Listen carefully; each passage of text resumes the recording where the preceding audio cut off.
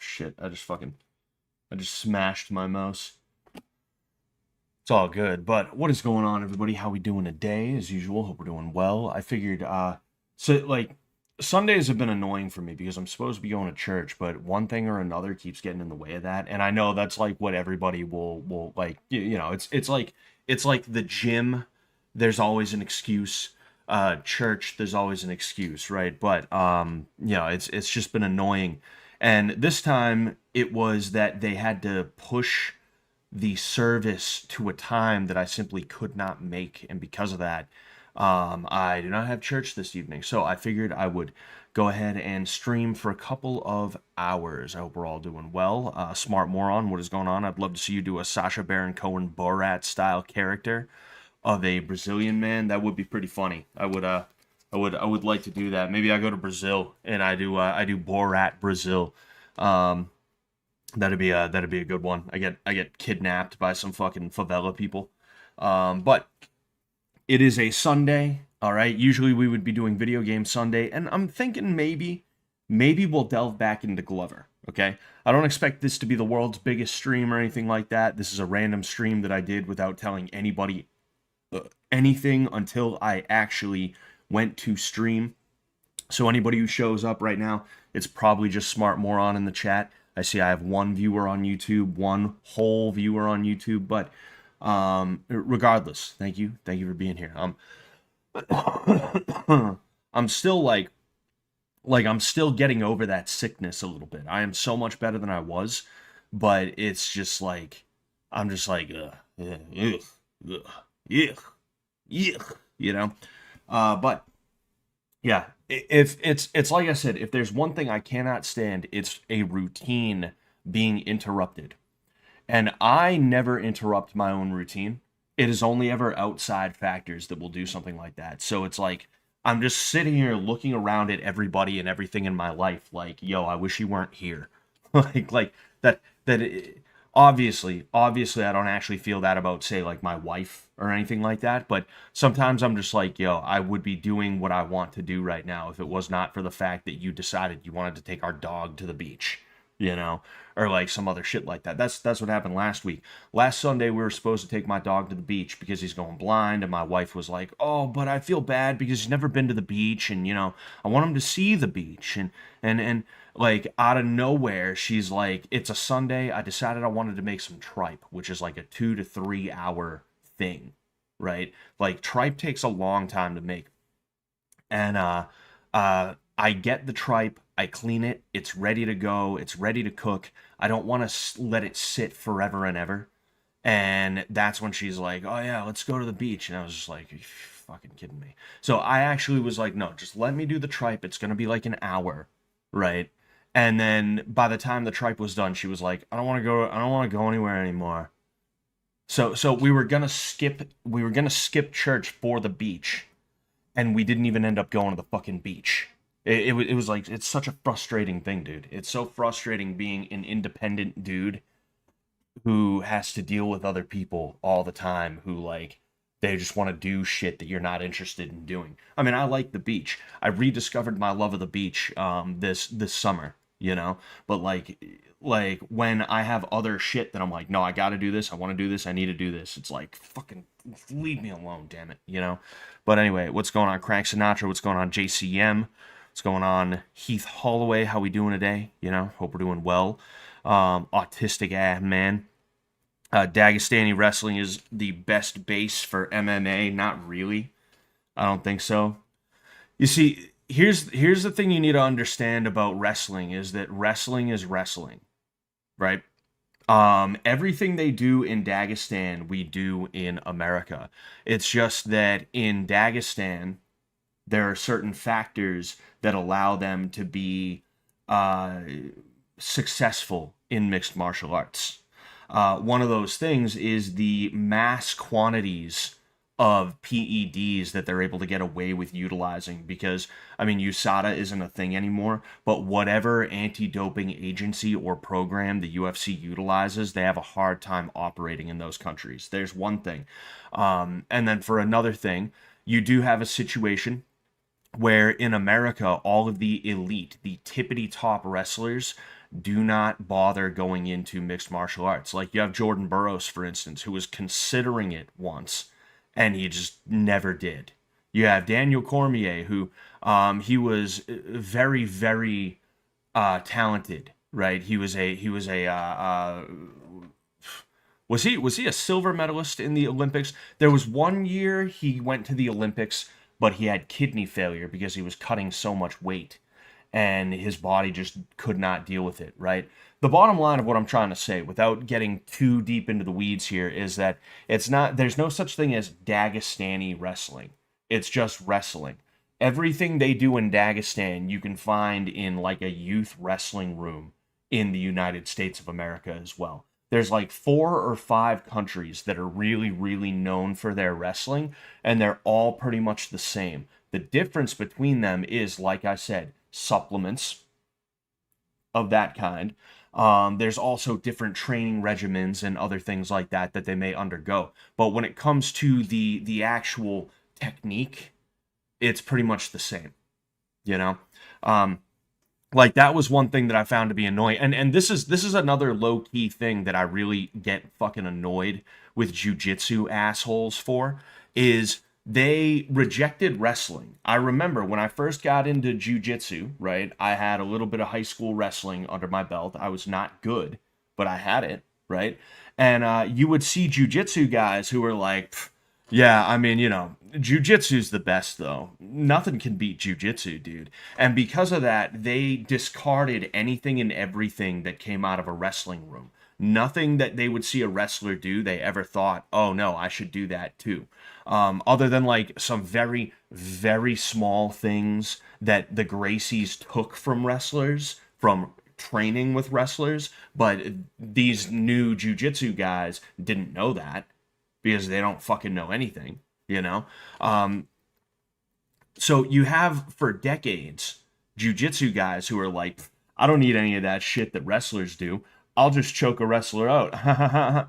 And then all of a sudden, the Dagestanis bring a wrestling heavy base.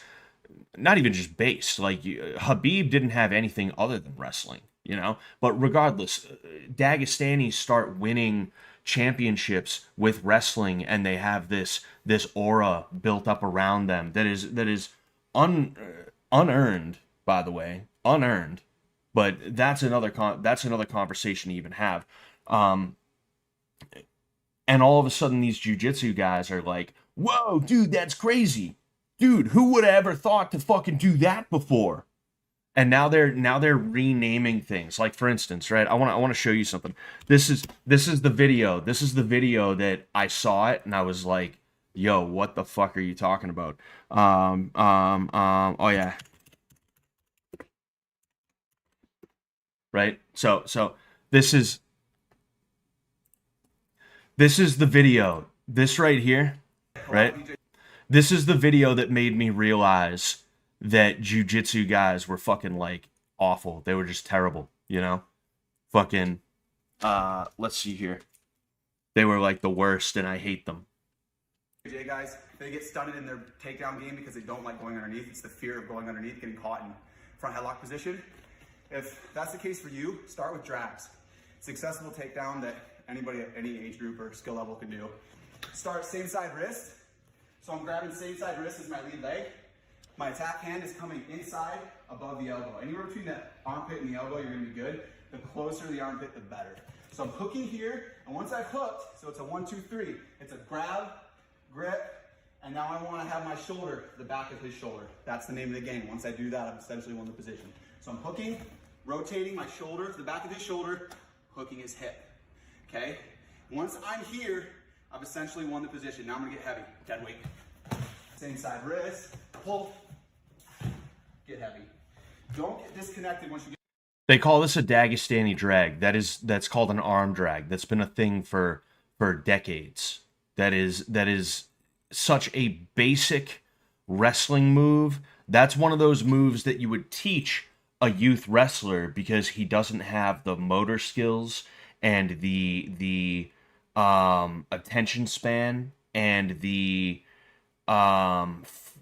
I I mean, focus and attention span are kind of the same thing, but not the same thing. He just does not have the ability to grasp like, a Smith single or even a double leg takedown. Some kids they just don't even get double leg takedowns. They just can't do them.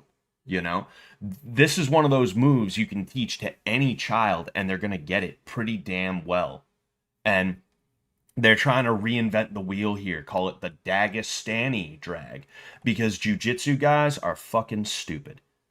They are so dumb. I've been around them for long enough. They are that stupid that a wrestler walks in and is like, "Yeah, here's a good takedown," and they're like, "Why would I need a takedown when I can just choke you?" And then Habib Nurmagomedov comes in the UFC, and all of a sudden, because it's got Dagestani, which sounds like, oh, mystical Russian, Eastern, oh man, that doesn't sound like anything I could learn from a 7-year-old kid. Because of that, they're like, oh wow, those Dagestanis, they sure got it. They sure got something we need over here. It's like, no, it's so dumb. It's so stupid. I can't stand them. Excuse me. Someone made a great point about Muslim MMA fans. Dagestanis themselves are genetically European. Their Muslim fans are living vicariously through the white men just because they're Muslims. If South Asian Muslims could only root for fighters they're genetically close to, their only option would be Anshul Jubilee, the Indian fighter who's considered a joke. Yeah. I mean, I think it's a combination of different factors, and I think the biggest one is that they are Muslims and they want like that. That's the thing about Islam, is that Islam is a supremacist, world domination philosophy. I wouldn't even call it a religion. That's what Islam is at the end of the day. It is about world domination. First and foremost, it has nothing to do with what God wants or says or thinks. They focus more on what Muhammad does and did and how he felt on things and what he wanted. Some fucking guy. Right? To the point where I figured out what sunnah means recently. Apparently it's copying Muhammad, where like if he walked with a limp, you walk with the same kind of limp. If his dick was 2.5 inches long, you gotta either get an enhancement surgery or cut it down, and because of that, whenever they see any kind of Muslim who is like doing well, they automatically turn that into a thing where it's like, well, Allah blessed him and made him do well because he is correct, he is right about stuff, he is right about everything. And if that man, a Muslim, was blessed, well, that means I'm blessed too because I'm a Muslim as well. It's like if it's like, and I mean, I know pretty much everybody but white people do this, right? But it's like if you saw a white dude like win a fucking whatever, a chess tournament, and you were like, yeah, white people, yeah. If you were like that, and it's disgusting. And really, Muslims are not athletes. Like, the Muslim countries are not athletes. The only reason why you have places like Dagestan, where they have like really good wrestlers, in Chechnya and any of the Soviet republics or satellite states or whatever, the only reason they were any good is because the Russians were good. And what happened is when the Soviet Union formed, all of these different satellite states, or not even necessarily satellite states, but the republics that were within the Soviet Union, because people think that the Soviet Union was just Russia, but no, like the Soviet Union itself was Russia and then a bunch of other nations that basically got sucked up by Russia during that. I would assume it has something to do with the Russian Empire as well, right? Like, I'm sure Dagestan was probably part of the Russian Empire too, but the bottom line is, like, Dagestanis, they don't really consider themselves Russian in the way that you would think. They may fly the Russian flag or something like that. For the sake of ease, they might say, yeah, I'm Russian, but they're Dagestani.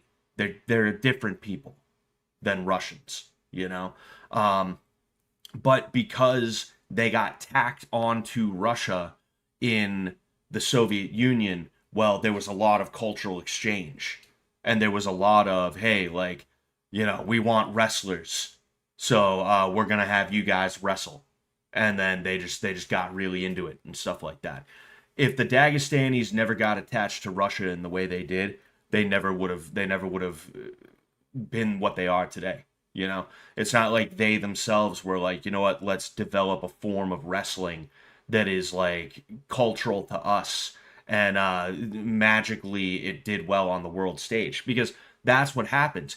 Every single culture has a form of wrestling. Even India has mud wrestling, and that is not a joke. They literally have mud wrestling in India. You know, um, Senegal, they have Senegalese wrestling, right? And you're actually allowed to throw punches. But the issue is that most of these forms of wrestling do not actually translate to being effective on the world stage, because the wrestling that is done on the world stage is a lot different. And I'll give you an example of that Senegalese wrestling, right? Uh highlights. I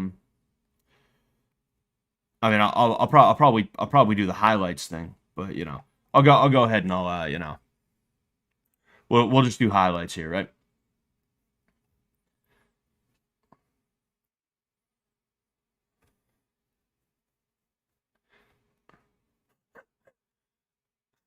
Holy shit.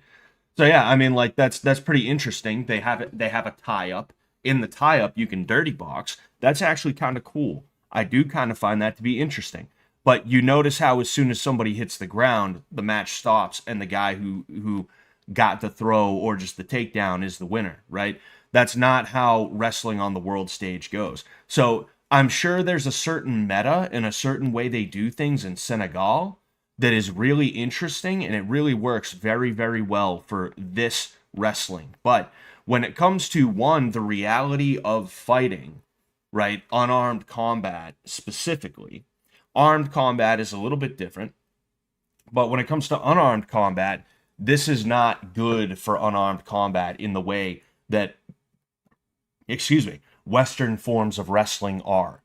We're talking about catch wrestling. We're talking about, um, folk style, which is collegiate or high school wrestling, right? Those are so much better for real unarmed combat than something like this. Even though this, you're allowed to throw punches. Um, but I have some clothes in the wash that I got to take care of. All right. Um, so I'm gonna go ahead and I'm gonna do that real quick. I'm gonna hit the BRB thing. All right, and I will be, well, I'll be right back. Just give me one moment here. It's gonna be like 5 minutes. I just gotta switch the laundry over and I'm good.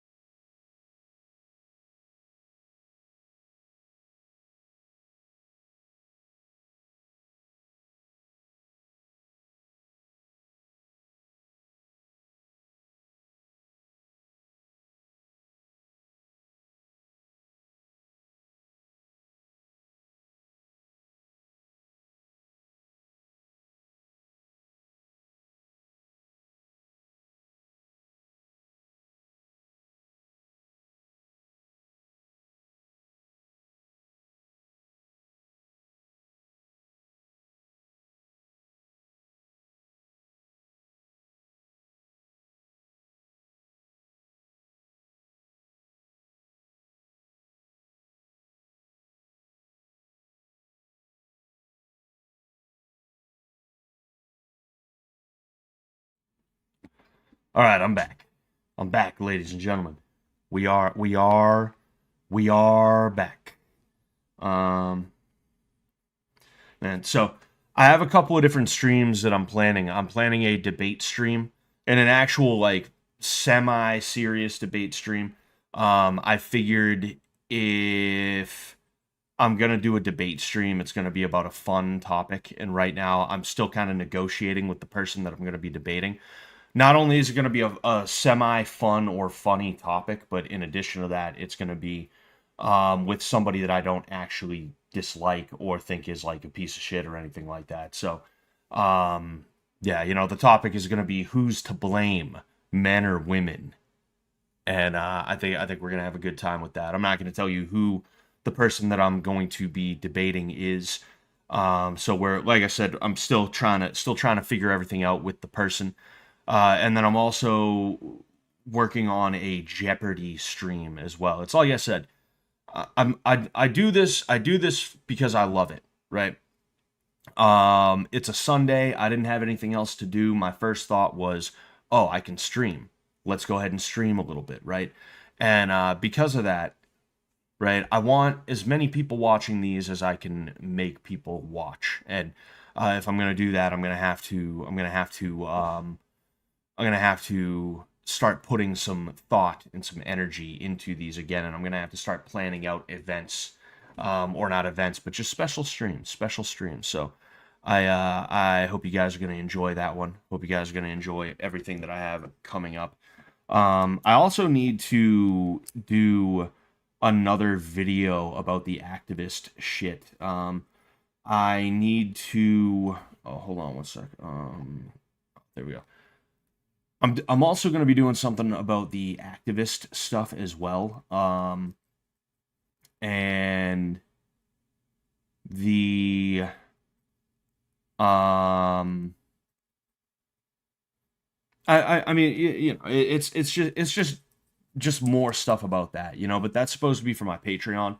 I want to put it behind the paywall because I don't necessarily want it all out there completely and totally, but like I said, I am ready to start telling some of those stories and also just telling you guys about everything that went down and what happened and how it happened and all of that jazz. But yeah, I'm trying to think if there's any other housekeeping type stuff. It just sucks, man. This year just was like any day above ground is a good day, don't get me wrong, right? But this year things just, and even before this year, but especially this year, things just got way out of hand, way out of whack with everything regarding this, and because of that it was kind of tough for me to get anything going, and because of that a lot of what I did have dwindled. I look at some of my streams from last year, and considering that I'm not the most well loved by the degenerate fish tank fans,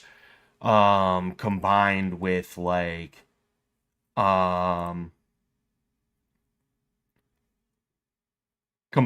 fact that I'm not like a simpleable girl, I'm trying to find the filter. Yes. Dude, I can't. Are you kidding me? Here we go.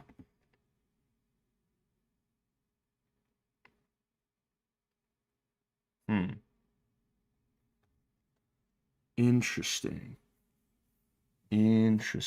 I'm looking at some of the stuff that I've done, and I'm looking at some of the stuff that I've done over the last however long, and I can see I can see some of the streams where it's like, oh, okay, like that's back when people were paying attention. That's back when people were paying attention. That's back when people were paying attention. Excuse me, degenerate fish tank? No way. I know, right? I know. When I first got involved with fish tank, I just wanted I just wanted to be like I don't think I necessarily wanted to be anything. Like, I just kind of considered myself lucky to have been brought onto a project like that. And then as time went on, specifically like when I got brought in for season 2, I liked that I felt as though I liked that I felt as though I could go in and I could see these people who were going through hell, and when they would see me, I would see their eyes light up and they'd be like, "Oh, okay.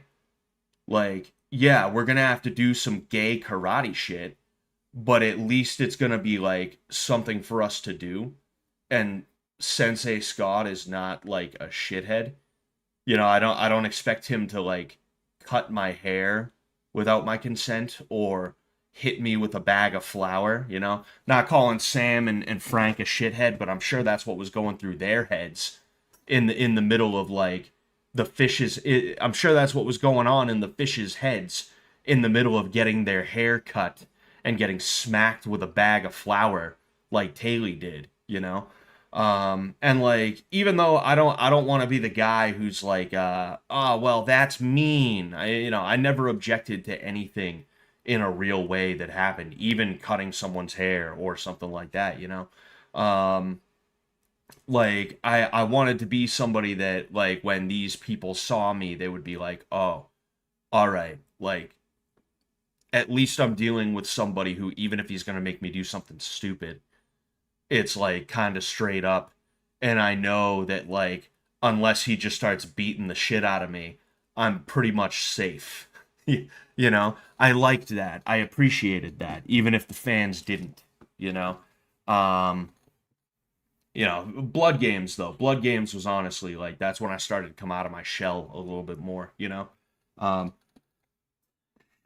Shotty was the original Alex B's wife. Oh yeah, were they married? Were they married before Alex B met Big Bertha, Large Marge? Everybody entered the tank wanting to have fun, but now it's just falling apart. Well, yeah, I mean, fucking, I don't know what the state of the tank is. I see shit on Twitter every now and again.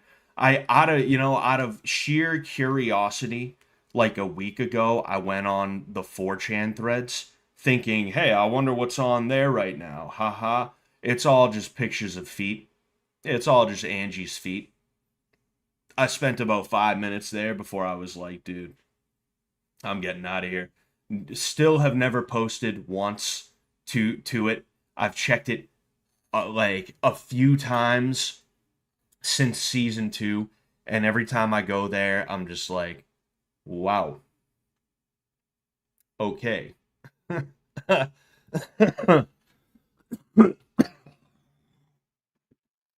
Excuse me. I appreciate that 4chan is the one place, even if it's ironic,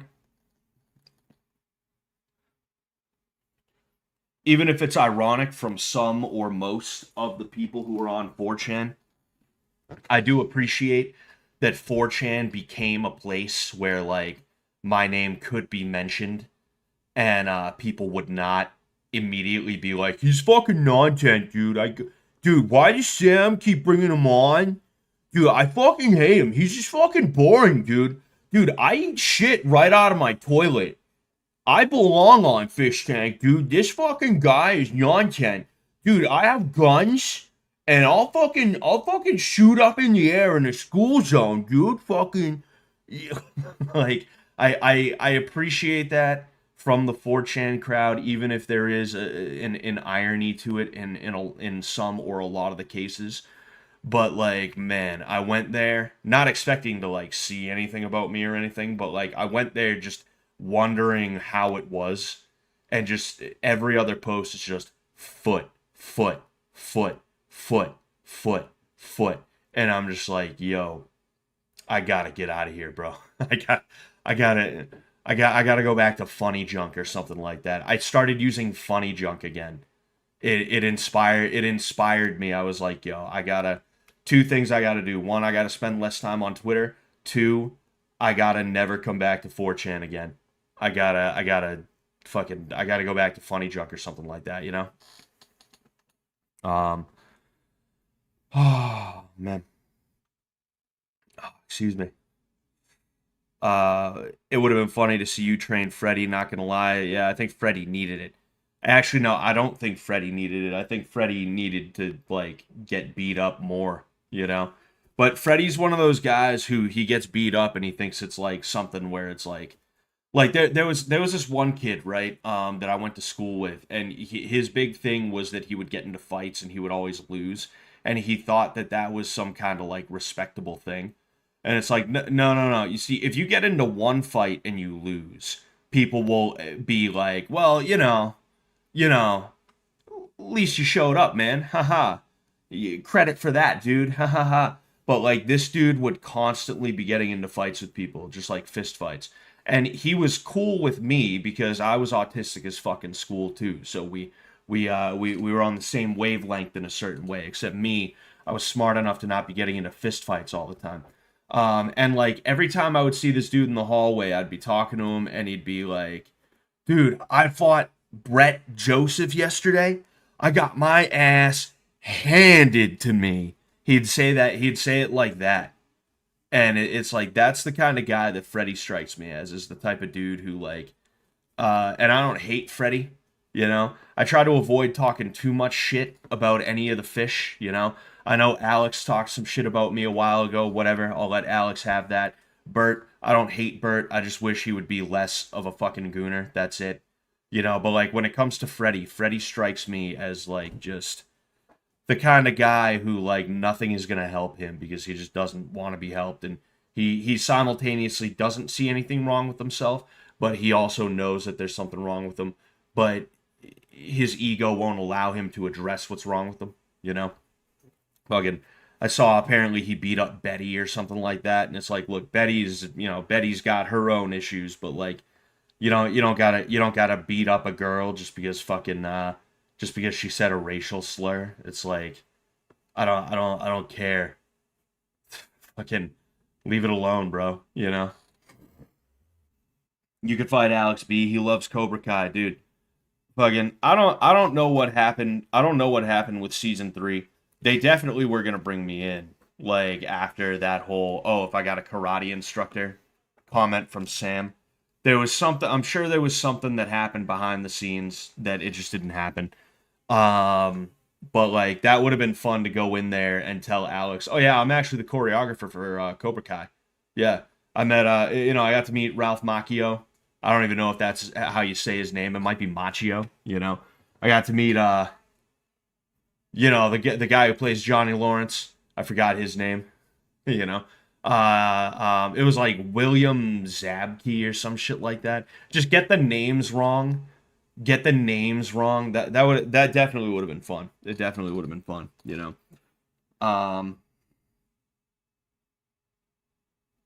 Excuse me. But anyway, looking handsome, Scott. Thank you very much, the rug man pulleth.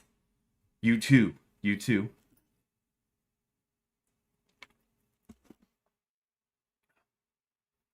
Take note that the poop closet became a day-long endeavor, so degeneracy was inevitable. It's not you, it's everyone else. LOL. The poop closet. Do you mean was that a season 1 thing? Was that a season 1 thing? I don't know. You know, I just like, I have an ego just like everybody else does. One thing, I will never push back at the claim that I have an ego, right? What I will push back on is the claim that I have a bigger ego than anybody else. What it really is that I am confident in myself in the ways that I know that I am good, right? And I am not afraid to speak what I'm feeling in any given moment or tell you what I think about something, you know? A lot of people are not courageous enough to do that. And there are also a lot of people who do so foolishly, right? I'm not someone who's going to foolishly show you all of my cards and put myself in a situation where I now have my ass out. That's not something that I'm going to do, you know? But one thing that I do have a problem with is I care just a little bit too much about what people think when I feel that it is something that is unfair. So when I see a judgment made about me, my first thought tends to be, no, this guy's wrong, and I'm going to tell him why he's wrong. And that is a losing battle to fight with somebody on the internet, you know? That is never a situation you want to find yourself in, is arguing with some fucking loser who you live rent-free in his head in a bad way, you know? And because of that, like, he has to always fucking talk about you all the time. You know, like that Sean guy, you know? a week or two ago, I didn't even have it out with him. I just called him a loser because like he was going after Skippy or something like that, and I was like, you know what, I'll let one fly. And he had like an hour or two long fucking freak out about me, which happens like once a week from what I can tell. You know, the dude, I told him off a year. I didn't even tell him off. I just told him to leave me alone like a year and a half ago. And he's still not over it. He is still upset about it, you know?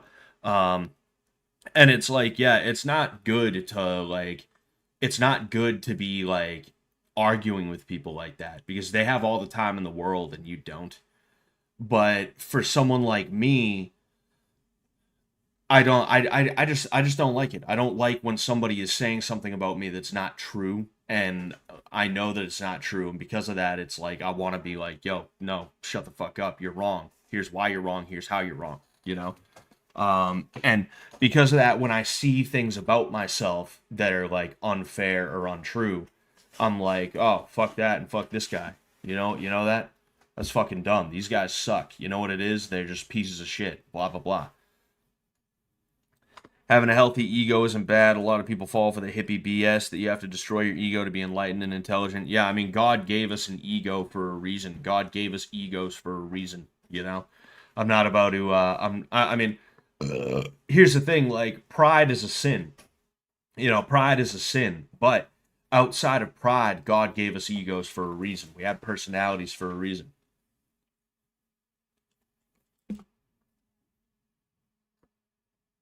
Excuse me. And like whenever somebody wants you to minimize your ego, most of the time, I'm not saying all the time, most of the time it has something to do with their wish to manipulate you in some way, you know? Like it's one thing if someone tells you, "Yo, dude, you got to calm down sometimes, man, because you're blowing the fuck up and you're freaking out." That's one thing, right? And even that can be kind of dangerous depending on who's saying it, how and why. But like I've had people like again, my MMA coach, he'll sit there and he'll tell me, "You can't get mad." Not like, "Yo, you got to control yourself." No, it's you can't get mad. You cannot feel the feeling of anger. Because if you feel angry, that's bad, I guess. I don't know. What that really is my anger and anybody else's anger towards him or towards other people in general is really an alarm system that says, "Hey, somebody's trying to fuck with you. You need to do something about this. You can't let this guy get away with this." And if somebody like him is going to come after you and try and fuck with you in some way, and you have that alarm system going off, that means he's not going to be able to get away with it the way that he wants to, you know? And that's what a lot of people do. That's how a lot of people are, you know? Be very careful of people who always have to have control of their situation, because those people who have control of everything will try and convince you that you shouldn't bother trying to control anything around you. Because if you control yourself and your immediate vicinity, your 3-foot world, I've heard it called, that means there is a boundary that he is not able to reach. That means that there's going to be conflicting interests in the landscape that you both inhabit, which means he can't get what he wants. So you have this guy who his whole life and his whole ego is built around control down to the most minute things in his awareness, and he's trying to tell you you shouldn't be that way. It's like, no, no, no, no, no, no, no, that's bullshit. He's trying to get one over on you, you know. Be very careful of people who have control of everything in a vicinity or a situation, you know, because oftentimes it's not that they are just like a good businessman. Often, even if they are a good businessman, like, you don't have to have control of everything in your vicinity to be a good businessman. You don't have to have the ability to come and go as you please to be a good businessman. You don't have to have the ability to like tell some fucking guy that you have on your hook to take care of something for you to be a good businessman. That's not the way that that works, you know. But like a lot of the time these people only own businesses, they only own the company, or they only have tried to climb the ladder to a leadership position because they want the ability to control everybody else around them to make their lives easier and gratifying, you know? I'm sitting here listening to these people talk about they live leisurely lives and stuff like that. And it's like I'm sitting here thinking, yeah, you live a leisurely life because I have to fucking do all your work for you. That's literally what happened. Like I'm hanging out at the gym one day. We had just done this event, and my coach is talking to a guy who does advertising, right? And they're just kind of talking about the way it all works and stuff like that. And he's sitting there and he's like, well, you know, you can call me whenever. I live a very leisurely life. I'll be able to take your call whenever. And it's like, yeah, he lives a leisurely life because I'm teaching all the fucking classes for him at my gym, to the point where he'll hit me up in the morning and be like, hey, I'm going to be here today. I'll be here for the 7 o'clock class. And then I'll show up for the 7 o'clock class and he won't be anywhere to be found. And I'll have to take the class for him, you know? Like, that's just a perfect example of the kind of guy that I'm talking about, you know? When it comes to your ego, when it comes to your defense mechanisms, don't allow someone to tell you that you shouldn't have them, because you absolutely positively have fucking have a reason to feel that way, you know? Big Boss says if you feel anger, ... you have lost. Exactly. Like, that's the type of shit that they try and fucking that's the type of shit they try and pull, you know? Fucking, and they're always the first people to get angry at you too. All you have to do is tell them, no, I'm not going to do that for you. And all of a sudden they're like, even if they don't show it, they're seething, and they'll swing for your knees in some way. They'll be like, oh, okay, that's all right. So you're not going to be there on Sunday? Well, that's fine. Yeah, you're not going to be there any Sunday. I'll find somebody else who can do the Sundays. How about that?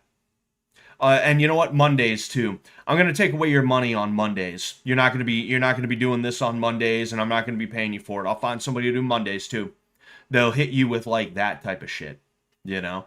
And like, honestly, like, yeah, one of the worst things you can do is show your anger to a person who's doing that kind of thing, because that's what they're trying to do in the first place. Is they're trying to get you angry so that they can feed off that anger, whether it's for an egotistical reason, like they just enjoy the sapping the energy from you, right? They enjoy being able to feed off of that energy. Or if it's a situation where it's like for instance, right? I allowed this situation to happen with me because I didn't want there to not be Muay Thai at my gym. There was a guy teaching Muay Thai for 2.5 to 3 years at my gym. He took over. He's actually a guy that we were familiar with before that, but he knew that it was not a good environment. So because of that, he was just putting in the hours. He was just collecting a check, right? This guy, he ends up leaving, and he says he's going to come back, but we know he's not going to come back. So the right thing to do would be for my coach to look for a new Muay Thai instructor. That is the right thing to do in that situation. He didn't do that. Instead, what he did was he hits me up and he's like, hey, John is gone. It's going to be me on Mondays, you on Wednesdays. That's how it's going to be. He just volunteers me that I'm going to be teaching Wednesdays, right? He teaches like 2 Mondays, and then all of a sudden I'm teaching the Mondays. So I'm teaching the Mondays and the Wednesdays now. And I tell him, yo, you got to find somebody. I can't be doing this. So he's like, all right, fine, I'll find somebody. He puts out an ad, takes it down under the guise of, it really wasn't a good look, us advertising, looking for a Muay Thai instructor. As if that's not what every gym would do. This is it. We're hiring for a job here. We're hiring for a fucking position, you know? He hits me up and he's like, hey, so you said you can't do the classes anymore, right? You said you can't teach anymore, right? And I was like, yeah, you got to find somebody else, and you're going to have to find them soon because I can't be teaching. And he's like, all right, well, I guess I'll just have to cancel the classes for good. He hits me with that. He's like, all right, well, you know, I guess we just won't have Muay Thai at the gym anymore. That was his way, and I allowed him to get away with it because, for one thing, Obviously, I anticipated that there would be a time where I have to teach until he can find somebody else, right? I didn't say that I was done teaching right that second. But then, in addition to that, like I said, I didn't want there to not be Muay Thai at the place. So I said, okay, fine, I'll teach. But, like, that's the type of shit that they'll do, you know? And I have so many other examples of that kind of thing. And it's like the worst thing you could do is get angry because he wants the panic. Somebody like that wants the panic. They want you to be like, oh fuck, but no, but don't cancel it. No, but what are you doing? No, but no. You know, they want that kind of thing to happen. Hire Joshua Fabia to be at your gym. That's what we deserve. Honestly, that's what my gym deserves. If I'm being completely and totally honest with you, uh, the captain is not at the helm, and I am not allowed to be the captain. So oftentimes we are rudderless, and it is dumb as fuck. So we deserve a Joshua Fabia. We deserve an Edward Tarverdian or whatever that guy, whatever the dude who was training Ronda Rousey, who like drove her career off a fucking cliff. Like that's who my gym deserves, if I'm just being honest with you, you know. We used to be like not a horrible gym, and that's because we outsourced people who actually gave a fuck, you know. And me, I'm a good coach, but I just don't have the energy to give a fuck on that level. And then in addition to that, the people that we attract now are not the kind of people who want to be good at Muay Thai or Jiu-Jitsu. You know, they just want to come in and get a workout in. So because of that, you'll have somebody who has boxing experience who comes in and they're still throwing their jab cross like that. They're hook, hook like that. And no matter how much you say, keep your hands up, keep your hands up, keep your hands up, keep your hands up, they still go hook, hook like that, you know? And it's like, man, how the mighty have fallen. How the mighty have fallen, you know? Charles Carroll made a great point about having mirth, the ability to laugh and have amusement in the face of people who want to evoke emotion out of you. Oh yeah, 100%, you know. It's necessary in today's world, you know. And it's easier for some because of certain traits that we carry, right? Some people carry more of something or less of something that may make it a little bit easier to have that mirth. But there's also external factors, you know, like I find myself after having lived for many years around a certain kind of person, you know, the ghetto. I live in the ghetto. I'm developing an edge that it's not that I didn't have it before, but if I'm being honest with you, I feel that I'm kind of unraveling a little bit to the point where like I never used to beep at people on in traffic. Now I lay on the fucking horn, just as an example, you know. Or like if somebody bumps into me, I might be like, "Oh, excuse me." Now, not only do I not say excuse me, I'll fucking nail somebody with my shoulder. I'll lower a shoulder in anticipation, and then I'll wait to see what they do. Because if they like, I'm not saying I go out looking for fights. What I'm saying is like I live in an environment where it's incredibly difficult to even have mirth. You know, you can't avoid those situations and those people. So you almost have to have the opposite, where it's like, no, I'm ready to fight over this. You know, because in a situation like that, you might bump into somebody who they're in the wrong, but they'll be loud about it and they'll throw hands about it. So you have to be ready to throw hands if you're right. You're correct. Why wouldn't you throw hands? You know, fucking treat those situations like a hostage negotiation. De-escalation is key. You see, it's real easy to say that though. It's real easy to say that though. Really, what you're doing is just being a pussy a lot of the time. And I'm not saying like you specifically, Mr. Rugman Pulleth. I'm not saying you specifically. What I mean is like you're just there's no like there's no there and look, I'm writing a book about street fighting, and one of the things that I'm making sure to mention in there is that it doesn't feel good to be the bigger man, and sometimes you just have to do it, right?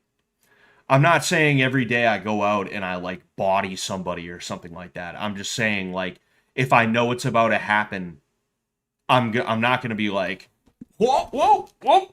like dive out of the way of somebody. I'm gonna make sure that like I right into him, you know?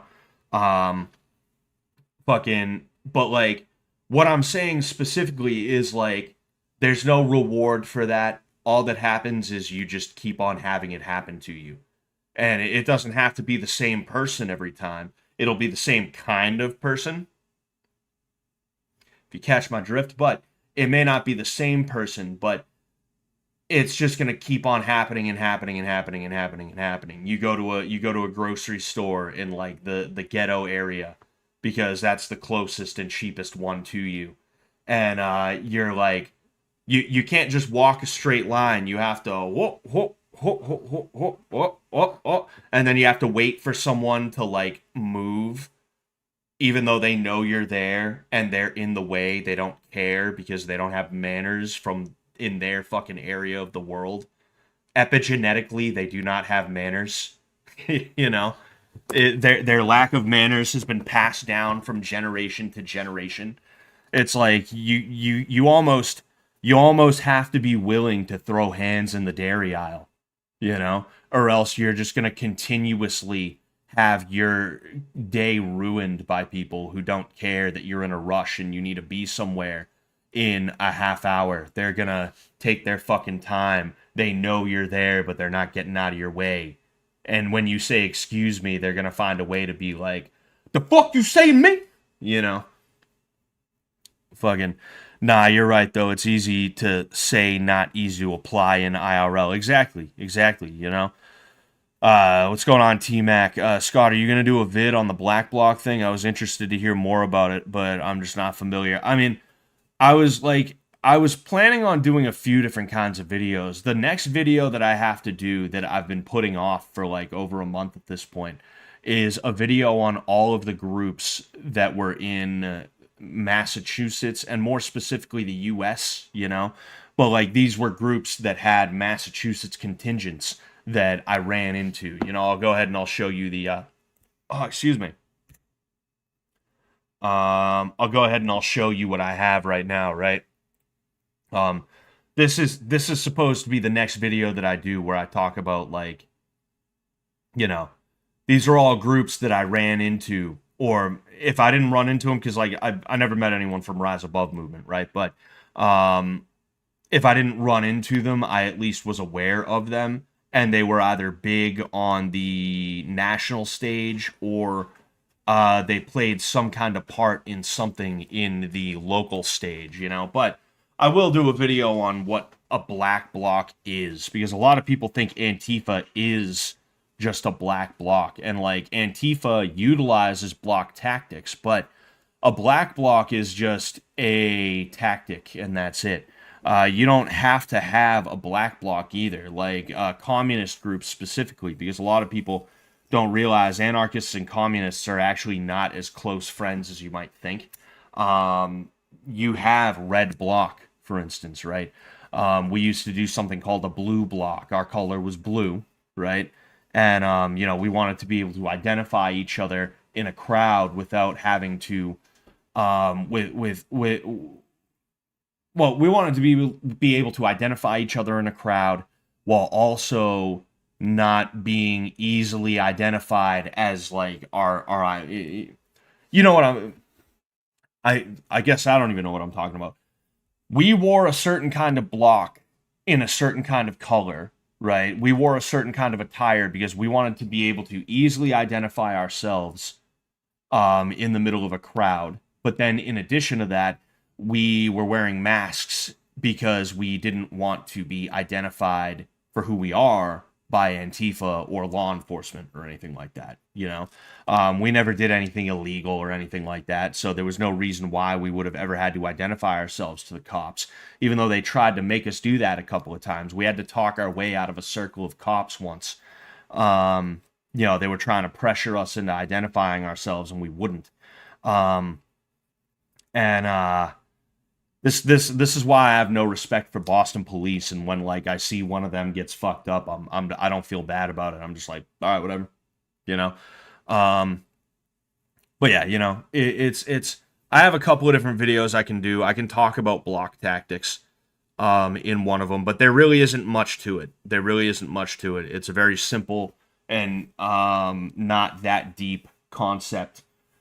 Because I mean, like I said, it's just a very like one-dimensional tactic that is designed to help a group of people to move around in a riot or protest or event or whatever, some kind of direct action, you know. Um, Edmund Fabia, Mike Perry's girlfriend, and David Goggins would be the funniest cornerman group in MMA. That would be pretty great. That would be pretty good. I forgot Mike Perry. Had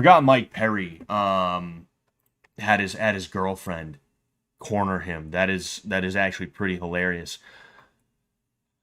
Should I do there's probably like 5 people tops in this group or in this. Oh no, wait. It's looking like I have 9 whole viewers at this point. I did have 14 a little over 15 minutes ago. Wow, that's a doing pretty well here. Doing pretty well. I'm not sure if I want to play Glover or if I want to do some AoE. I'm not sure which one to do. You know, I got another hour until I get out of here. You know, I'm not saying that like right at the 2-hour mark I'm out of here, but you know what I'm saying. Um, yeah, I'm not sure. I'm not sure. Well, I'll put some thought into it, and if you guys have any suggestions, feel free to throw those out there. You know. Um,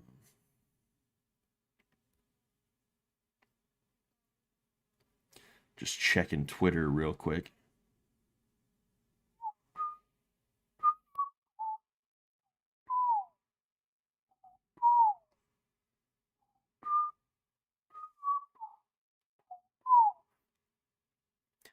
Aren't block tactics also used?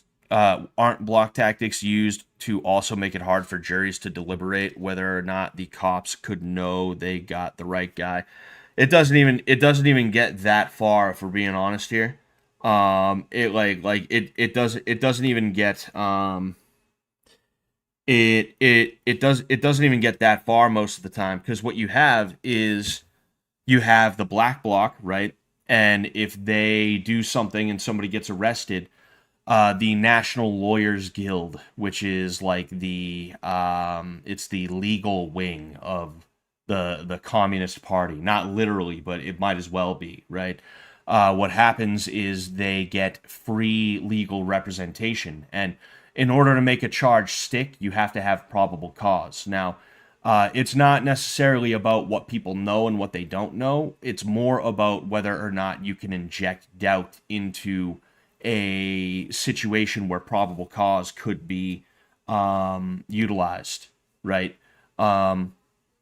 So what that does is it allows the left wingers, the NLG, the lawyers, it allows them to inject doubt into the situation. So let's say there's 100 people and they all are dressed in black, and they all have their faces covered. Somebody emerges from that crowd, they throw a Molotov, it hits whatever it hits, and then they melt back into the crowd. Now the police might decide they want to go into that crowd. It's going to be really tough for them because, for one thing, it's going to be a hostile crowd. That crowd is not just going to move for them. Chances are they're going to try and like solidify in whatever way they can so that the police cannot break in the first place. Then even if they are able to get in, well, how do they know they got the right guy? Everybody's dressed the same. And there's nothing wrong with standing. There's nothing wrong with, or at least there's nothing illegal with standing. There's nothing illegal with wearing black clothing. There's nothing illegal about what 99% of the people in that group did. If there's 100 people in there and one guy threw a fucking Molotov, 99 people, 99% of the people that are in that group have not done anything illegal. So you can't really even do anything unless in the process of trying to get into the crowd, somebody gets a little too overzealous in not wanting to move or something like that. Well, then you can arrest that person. But when it comes to the original person who threw the Molotov, even if you get the exact guy, the lawyer is going to say, look, so what you're telling me is there was a group of people, they were all wearing black, all dressed very similarly. This person allegedly threw a Molotov and then melted back into the crowd. How long did it take you to get into the crowd? Oh, you weren't right there as soon as it happened. You had to get over there, which took what, maybe 30 seconds. Then you had to try and get into the crowd, which took another 45 seconds to a minute, maybe even 2 minutes, depending on how that happened. Do you know how easy it would be for somebody to exit the area by then? How do you know the person who threw the Molotov didn't run? How do you even know it was a Molotov? How do you even know that group threw the Molotov? It's dark out and all these people are wearing black. Like, how do you know the Molotov didn't come from behind that group of people that you were like? They just start asking questions like that. They start throwing stuff like that out there. And the thing is, it's so common. And then in addition to that, the judges have been installed by the same groups of people who would fund and who would organize with those groups like Antifa and stuff like that. It doesn't even get to that point where they would have to argue anything in the first place most of the time. It's like, no, we're just gonna drop all charges. And the charges get dropped specifically because how like it would just be a shit show trying to even get them to stick in the first place. You know? Excuse me. So that's what a black bloc is really designed to do. It's designed to make it harder for you to identify anybody in, the most general sense.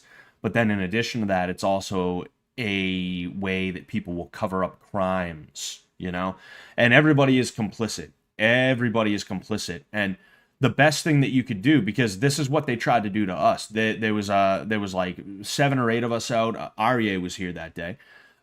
We got surrounded by the cops, and they tried to get us to identify ourselves by handing over our IDs. Now, we didn't do that, but they tried to get us to hand over our IDs under the guise of wanting to investigate whether or not we were actually committing a crime right then, which we were not. And, if we did hand over our IDs, they would have found, well, they aren't committing a crime now. So we'll let them go. But let's say there was a situation where I punched somebody who was attacking me, at the next rally or something like that. Well, they know who I am. They know where I live now. So they might not even arrest me right then. They might let me go home and then send the fucking police to my house at that point. That's what they need to do with left-wingers in Portland and Chicago and stuff like that. Even if there is, like, the police are aware of these tactics, too. They utilize them. They utilized them against us for so long, and now they're just not doing that. The feds need to do that. They need to arrest people, get the IDs, get the information, and be like, oh, I guess we were mistaken. Whoops. Sorry, here. Head on out. Here's your ID back. Don't mind the fact that it's in our system now. That's what they need to do. There needs to be mass arrests, and they need to stop cracking down on people who fight back. If I see some Antifa fuckhead in Boston when I'm walking around one day, and he makes a move that I don't like, I'm not gonna be like, oh darn it, I better get out of here. No, that's a literal domestic terrorist. That is a terrorist operating on U.S. soil. I'm not about to be like, oh, I guess I'll just let him have the sidewalk. Nope, nope, no. I'm gonna beat the fuck out of him. I'm gonna make an example out of him. If I get arrested, I get arrested. Whatever. But like, they are literal terrorists now. Fucking, what's going on, Peach Boy? Sounds awesome if it wasn't just libtards using that tactic. Oh yeah, and I mean, like, we were one of the first groups in America to use that tactic. We were one of the first groups in America to use that tactic against them, and because of that, they didn't want to fuck with us. Like, literally, like, we were sitting ducks for them the first time we used the tactic, but they were just so confused by it that they didn't know what to do. They were like, what the fuck is going on here? What are these guys doing, No police presence around us, no nothing. We were just like hanging out by a set of steps, guarding it so that they could not take it, because the rest of the group that we were with was already at this one place, and they were coming to occupy those steps. And that's one of the things that they would do, is they would show up early in hopes that they could occupy the area that we were hoping to have, like whatever we were going to do there, the rally, the gathering, the whatever, right? Because getting the group that is occupying that area out of there is a real fucking pain in the ass, you know? We were one of the first groups to do it. We caught a lot of flack from people who were like anti-Antifa, but one thing most of us didn't have happen was we didn't get doxxed, you know? Fucking most of us stayed safe. Meanwhile, the guys who were like, hey man, we're better than that, we don't need masks, they got doxxed, they got fired from their jobs, they got harassed, you know, family members disavow, etc., you know. And now, like, Patriot Front, they use masks. Vanguard America is the group that Patriot Front sprung out of. Vanguard America did not use masks. You can actually see Thomas Rousseau at Charlottesville, Unite the Right. They weren't wearing masks. All of a sudden, we changed the game in more ways than one. That's one of the ways we changed the game, was all of a sudden the right wing was using masks now, you know. But this is, you know, this is conversations for other times. Police are in with Antifa in Portland. They're blackmailed through sex scandals. I'm sure they are. You know. I mean, like, the thing about Portland, too, is that, like, I think Portland's one of those cities that it's like, well, I think it's mostly leftists that live there anyway. It's mostly people that are in agreement anyway. So it's like, I got to be honest with you, I don't feel too bad. I don't feel like too bad about them getting messed with, the people in Portland, and that includes the Portland police, because, you know, fuck them, you know. But if I was a conservative who was caught, who was trapped, and there was nothing I could do other than just brace for impact, I guess we'll just play some AoE. If there was nothing I could do other than just brace for impact, excuse me. By the way, what's going on, Baxter Jones 55? I'm gonna answer you in a second, but like, if I was a conservative, I'd just brace for impact. I'd be ready to, like, have to start swinging on somebody. Not, like, arguing with them, being like, hey, man, don't you know that Trump's not a Nazi and the Democrats are the real Nazi? No, it's like, oh, that pink-haired weirdo is coming towards me right now. I think you might want to try and check. I think you might want to fucking check nuts, you know? I'm not having a conversation with this guy. I'm going to fucking swing and try and break his ribs before he even knows what's happening and get the fuck out of there, you know? Like, I'm not telling anyone to do anything. This is not a call to action. What I'm saying is, if I personally was a conservative in Portland and I was stuck, I couldn't go anywhere, I couldn't do anything, that is how I personally would probably be. And I'm not telling you to do that. I'm saying this is me and me only. You know, I'm my own man, you're your own man. You know, but overall, I don't feel that bad for anybody living in Portland, because, like, you know, Portland is just Portland. So they can shit in their own beds, and I'm fine with that. Baxter Jones 55 says, I'm going to watch Nightmare on Elm Street 3 later. Any thoughts, Scotty? Yeah, Nightmare on Elm Street used to be my favorite movie. My favorite movie in general, you know? What? Auto Match 2 polling event? Is this...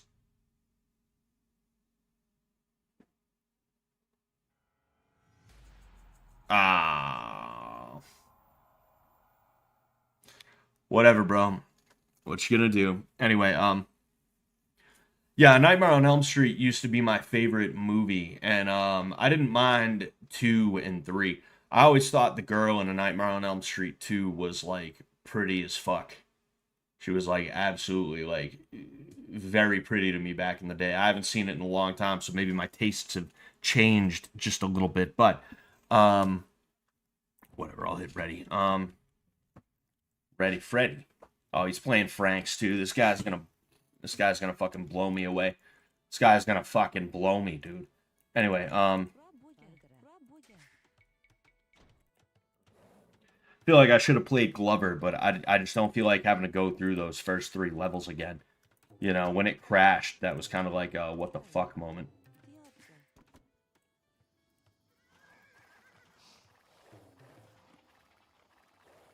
But yeah, good good good movie series if you don't mind something that's like kind of campy and stuff like that.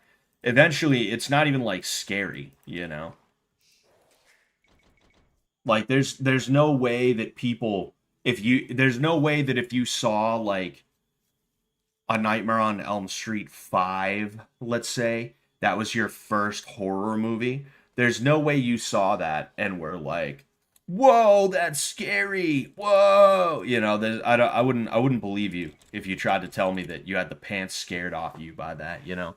But like there is a certain love that I have for that series still till this day, to this day, excuse me, you know.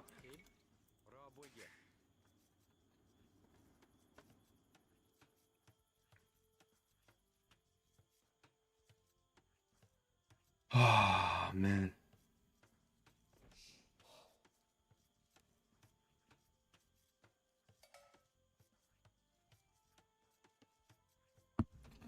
All right. Well,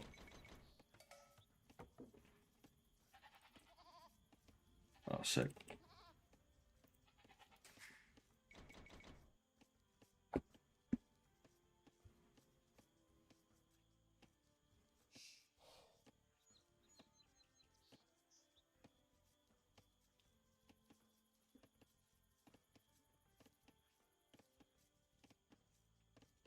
All right, there we go.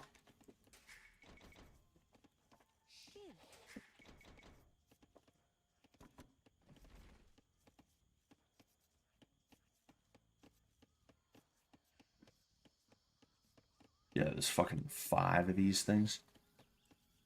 This is a Serengeti. I guess I kind of understand a little bit.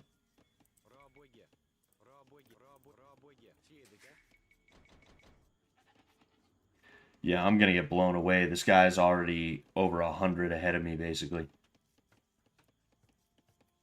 He's either gonna early rush or he's gonna try and fast castle. And they have throwing axemen. The Franks and the throwing axemen are like really good.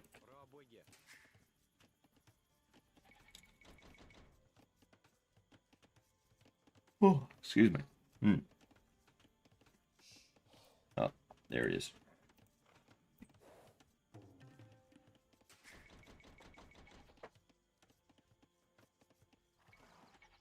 Whatever.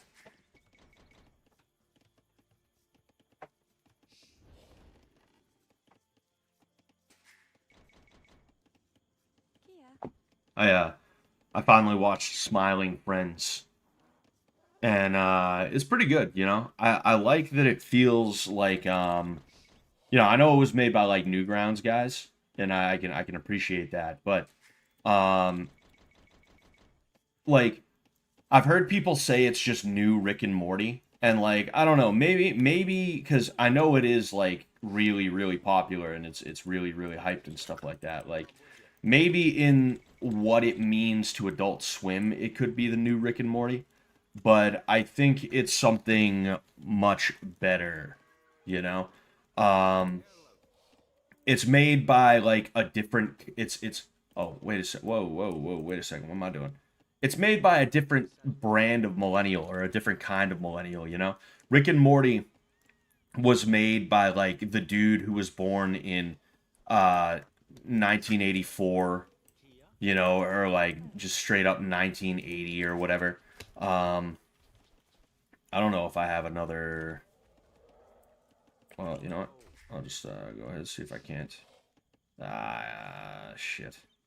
Son of a bitch. Anyway, um like Rick and Morty was made by dudes who were basically Gen Xers, you know, dudes that like they listened to Nirvana when they were 10 years old, and they were alive for when Cobain died, and they were sentient for when Cobain died, you know, and that created that kind of Gen X, that kind of millennial.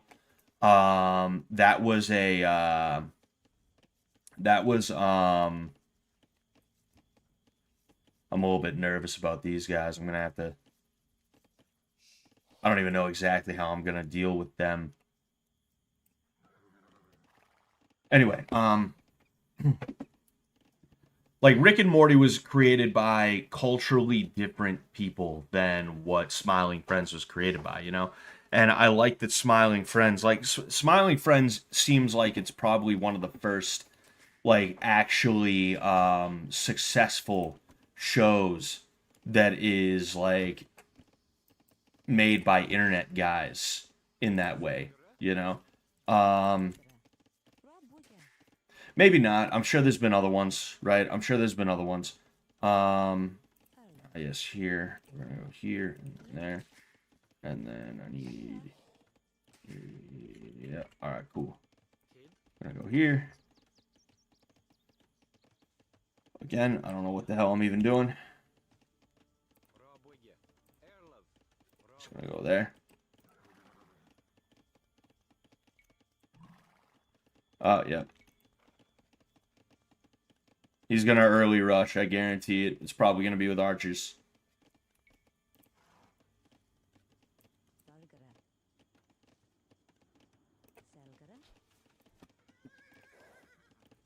Kind of long walking here just a little bit, but oh yeah, I mean, look at the difference in score right now. Forget about it. I'm not even gonna bother building a I'm not even gonna try and build a wall because I know I'm not gonna make it. It's not even gonna be worth it. I'm basically just at this guy's mercy right now. There's no guarantee that I'm actually gonna be able to like do anything. It's all just whether or not he's a dummy.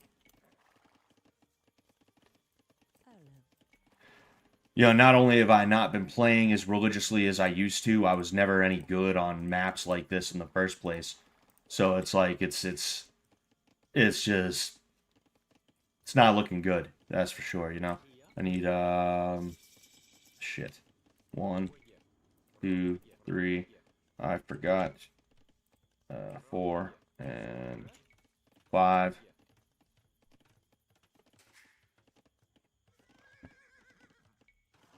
But yeah, Smiling Friends is good. I like that I'm seeing things from like the internet from the 2010s on there that are like referenced that obviously an unk like me would get, and it introduces some of the youngins, some of the young people. It introduces them like seeing the robot from it was like Tara or something like that. I think was the name. The I Feel Fantastic robot. That was really cool. That was like fun, you know, the way they made a gag with that. People were talking about the Chris Chan reference in the first episode of season 3. That was really funny. I didn't even watch it. Like I didn't even watch it. I saw a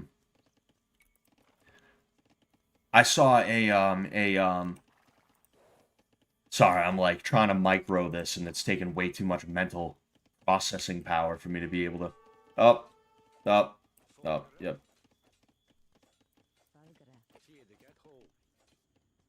I'll just go ahead and I'll let them you know.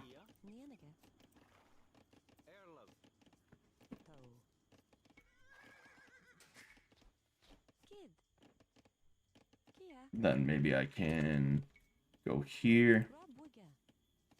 Maybe I can make that work somehow. Maybe not. I don't know. Anyway,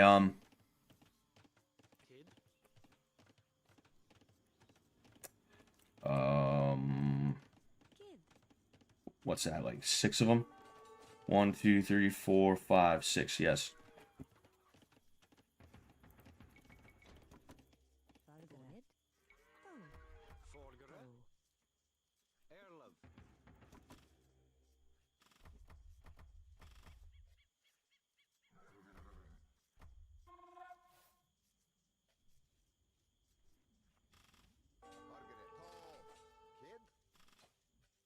Mm-hmm.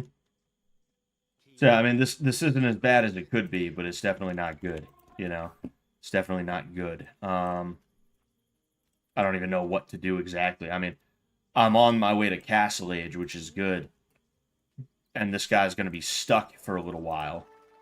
Whoa, whoa, whoa! What do you think you're doing? What do you think you're doing? Where do you think you're going, huh? Take it easy. Take it easy. Come on now. gonna send them over there. I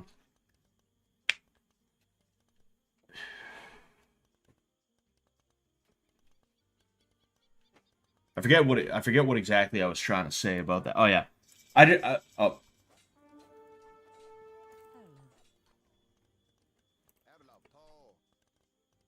Cool.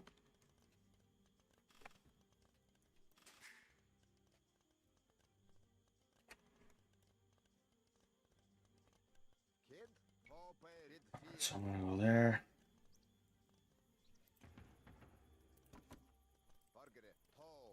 He thinks I can't fucking see him right now.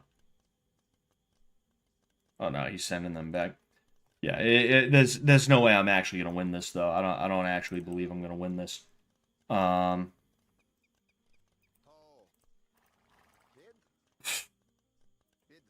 He's that desperate to not have me.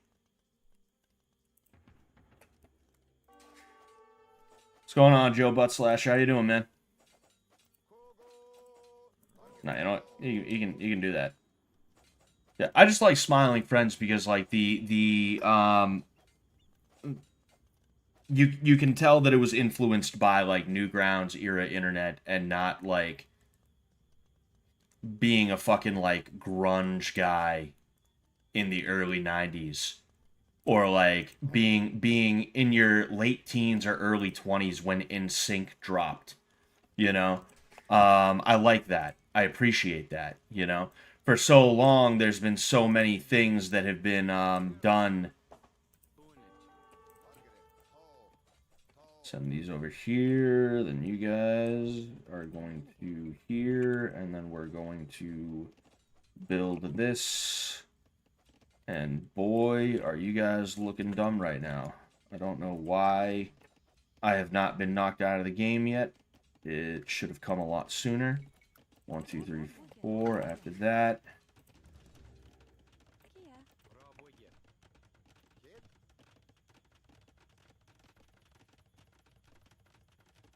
I'm tired and desperate. Hey, same here, Joe. Same here. I'm just being frank with you. I'm just being honest.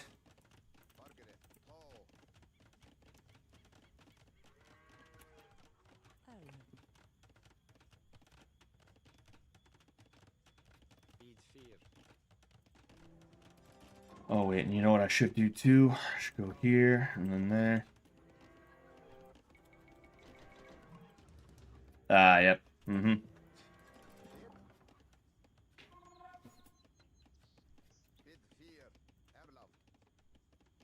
No, you know what, actually.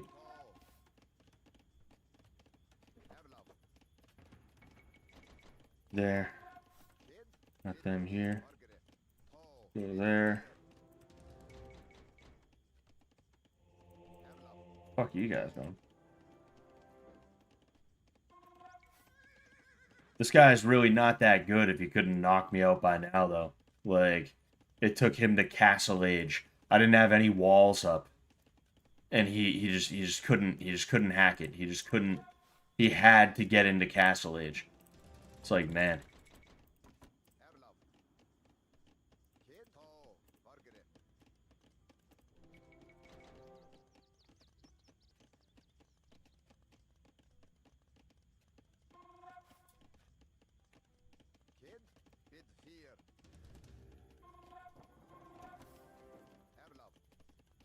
Alright.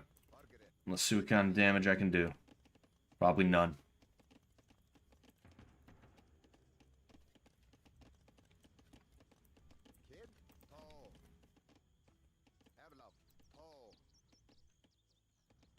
Where is my scout?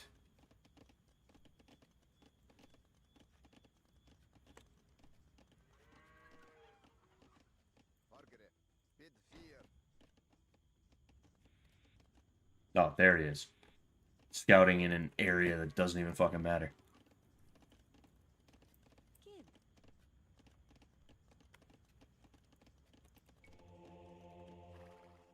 Oh. He ran right by. He didn't even know. He didn't even realize. You know what? I would rather have stronger.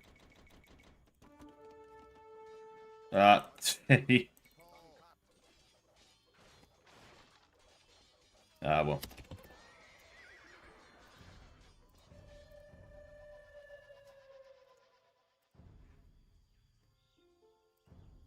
Oh, nope, wrong one.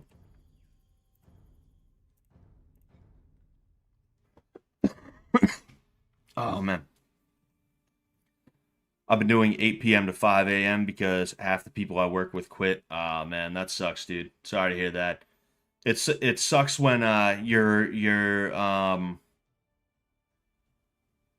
it sucks when your loyalty is rewarded with just like more work.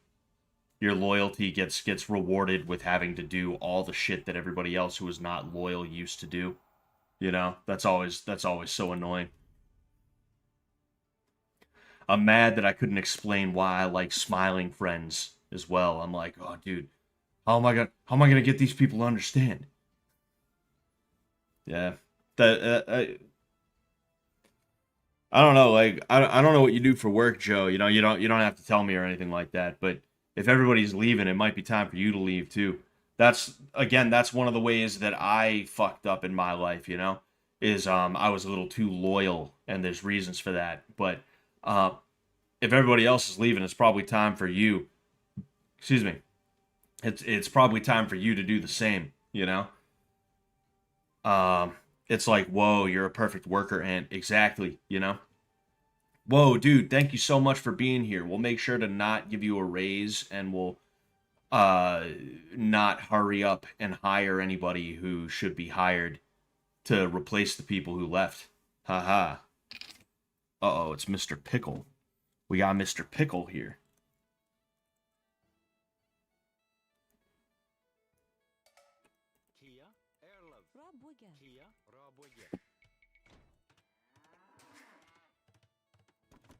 There. There.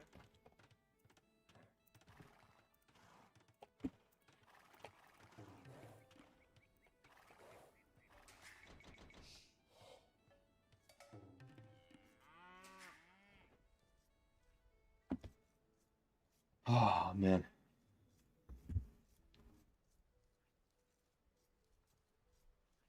Use the downtime to check Twitter real quick.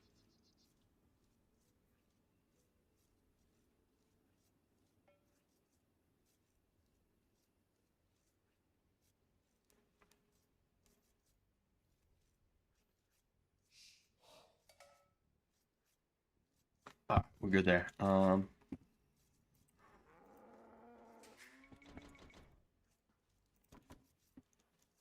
I know I'll go there actually. I have a good feeling about this one, you know. I mean, he is playing the Turks. I think they get gunpowder. At the very least, they get Janissary, which Janissaries are not the best gunpowder unit, but they are a Castle Age gunpowder unit. So that's kind of a pain in the ass. But if I hustle, I can really make sure that it's not going to matter that he gets early gunpowder. You know. Also, I'm pretty sure with Turks, people will go fast imp. And if somebody goes fast imp, yeah, sure, they have access to the Janissary, but if they use the Janissary, then they're not going to be able to get to their fast imp in the first place, you know? So I don't know. Maybe I can make this work. Maybe, possibly, potentially. I guess we'll see. Wasn't I supposed to have more? Nah, maybe that's all I got. Either way. 4, so I need this. And then 1, 2, 3. I like to scout their walls just to be sure.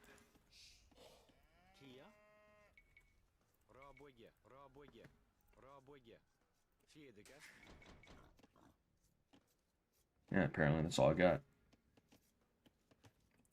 They added rabbits or hares, apparently. I was a manufacturing tech. Now I'm a babysitter for people who are also tired and desperate. LMAO. Oh, so what are you like? What are you like? What are you, a manager now? You're a foreman or something like that? Sorry to hear that. You know.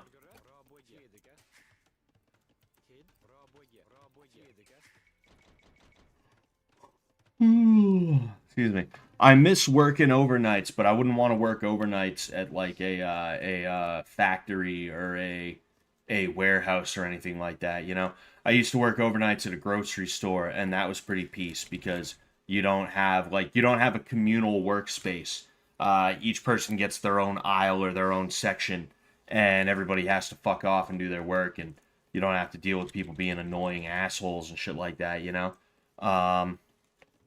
The John Burt call ended up being nothing. How are you, Scott? I'm doing all right, Quirt. I mean, I don't know what you expected out of the John Burt call, you know? Look, I'm well aware of a lot of beefs and drama that are going on. There's just no reason for me to comment on anything because I'm not involved in anything. And I don't see a situation where I would have anything good to say. I don't have any damn. There's like a piece of skin hanging inside my mouth I just discovered, and now I'm like, oh great. But anyway, yeah, I gotta like pluck it out. But like I know John and Jet, or just John and like, you know, Fish Tank, they're not on great terms, you know. I don't know how any of them feel about John, but I know how John feels about them, you know? Like I'm not interested in seeing like or hearing drama, you know? Like let me know when someone gets like shot. You know? It's like it's fun. That's one thing. It's like whenever I see drama on the internet, and I've felt this way for a long time, very rarely do I ever feel that it's like actually like for a good cause, you know? It's like good people going after bad people because the bad people are doing something that deserves them being gone after. A lot of the time it's like, yeah, if there is something a little weird, it's like, well, yeah, that's weird, but that's usually where it ends, you know? And what I see is like people who are just utilizing that as a means to try and build some kind of career or like get more views in the moment or whatever, you know. That's all I ever see. And I don't are you kidding me? Are you fucking kidding me? All right, we're here. No, we are not ready to go here. Yes, we are ready to go now. Sorry, trying to figure all this bullshit out. 1, 2, 3, and then 1, 2, 3, you know. But yeah, a lot of the time when I see drama and bullshit on the internet, I don't see any side coming at it for like a good reason or with goodness in their heart or anything like that. And that's why like there's been plenty of situations where I could pounce on somebody for something over the last couple of years since I became involved in the side of the internet that I've been involved in. But I tend to just stay out of it. Or if I say something, it's not like, this guy sucks or that guy sucks. It's like, hey, man, just maybe it's not that big a deal. Just leave the guy alone, you know? Even iDubbbz, it's like, I think people should probably just leave the fucking guy alone at this point, you know? He's going to live whatever life he feels he has to live. You're not going to be able to stop that. There we go. So whatever, just let him have his shitty bread pudding from his OnlyFans wife. Who cares, you know? Yeah, this guy must be going for a fast imp or something like that.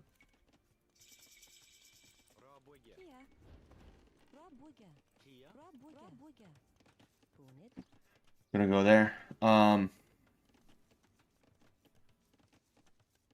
But yeah, like, I want to do things that are good. I don't think I'm a fucking damn it. I don't think I'm a good person, but I want to try my best. And because of that, I'm not interested in dog piles. I'm not interested in drama. And the reason I'm saying this is because I've gotten inboxes from people. I've gotten DMs from people plenty of times trying to tell me all the fucking drama, all the rumors, and the this and the that about like, oh, dude, fucking, this guy said this, dude. Dude, this fucking guy said this. And it's like, the person hitting me up doesn't care about me. They don't want me to like be on the right side of history per se. They don't want me to make like good choices for myself and good choices in general. It's they have a certain feeling. Oh, here we go. Perfect. You know, I don't feel that anybody who's trying to inform me of any kind of like drama or any kind of rumors or any kind of bullshit, regardless of what it may be, I don't feel they have my best interest at heart. They're not people who are like in my shit most of the time. They're not people who are like supporting me. They just want to see whoever they're mad at suffer more and more and more. So because of that, they want to use me as an instrument, you know? They want to utilize me as an instrument for their wrath. And I'm not going to be oh jeez. I'm not going to be utilized as an instrument for anyone's wrath, especially not somebody who doesn't even like me in the first place. It's like what I go to Reddit, I start posting stuff there a couple of years ago because I'm like, hey, I might as well. And because I didn't kiss ass like the Redditors were like, "Ew, we don't like you, man. You suck, blah blah blah." And now I'm supposed to be like, "Oh, and you know what? The Redditors said, so yeah, I think this way and I'm doing this now and that's how I feel." It's like, "Nah. Nah, I really don't want to hear it, you know?" Part of the reason I'm saying this, and I don't think the person who did this, I ignored some chats earlier on purpose, and I didn't do this because I was like, oh, like, hold on. I'm not saying this person, I'm not saying this person was like trying to be like, oh, man, fuck, I don't even have anything close to what I need, so that's not good, but I can at least try my best to here. Like I said, I think this person's going fast, imp, so I think I have more time before he mounts an offensive, which is going to be good for me. But I saw somebody trying to like bring me up to speed on some stuff that I already was aware of. Um, it's stuff that I don't think the people who are leaking stuff, I don't think the people who are saying anything have like anyone's best interest at heart. I think it tends to be people who are angry. They feel a certain kind of way and they want some kind of revenge or some.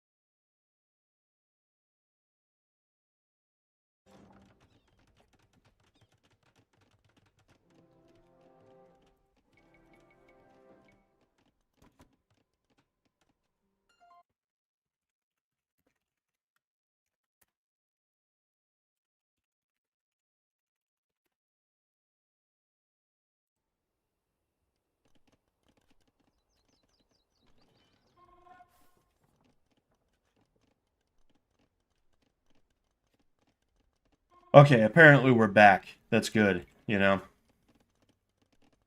The Illuminati got to me. I started talking about drama. I started talking about drama, and the Illuminati got to me. Uh-oh. Yeah.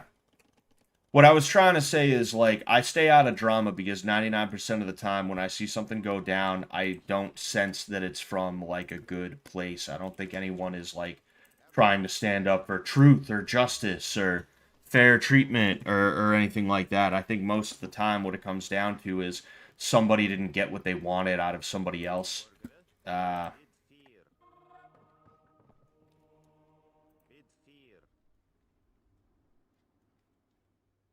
Somebody didn't get what they wanted out of somebody else. Come on, tell me I'm gonna make it. Tell me I'm gonna make it. Tell me I'm gonna make it. Tell me I'm gonna make it. Fucking bastard. Go fuck yourself then. Whatever. I don't need them then. It's not for good reasons. It's not for altruistic reasons. It's because somebody feels that, like, they were owed something, or somebody got mistreated by somebody, and because of that, they're just trying to take that person down. A lot of the time, it's character assassination. And even if there was a, come on, baby, even if there was, like, a kernel of truth, that truth is being misconstrued. It's being twisted and messed with in a way that is designed to make it so that it seems a lot worse than it is, you know? And that is not cool, and I don't want to be a part of that kind of thing. And it's not like I even have anything to gain out of that in the first place, you know? I don't believe that there's anything that is like, oh, like, as a man, I have to stand up and be like, no, this is not right, damn it. So if I'm gonna do something like that, if I'm gonna be on that fucking bandwagon in the first place, why would I listen to people who up until 5 minutes ago hated me, and now they're trying to brown nose, and they're trying to be like, dude, Scott, you don't understand, dude. This is what's happening, bro. Dude, it's okay to disavow this person. You know that, right? They don't even like you, bro. Blah, blah, blah. Like, I'm not in fucking high school, dude. I don't need to listen to fucking bullshit like that. I don't need to listen to, like, degenerate loser fuckheads like that. I'm all set. And again, I'm not saying that if you're up on, I'm not saying like, oh, you mean you're up on what's going on? Oh, well, that means you're a degenerate. No, that's not what I'm saying. You know, it's not what I mean, at least.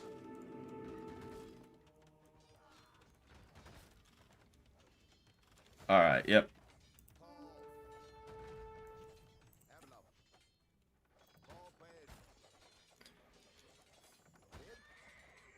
Sweet. I need to keep on keeping on with this.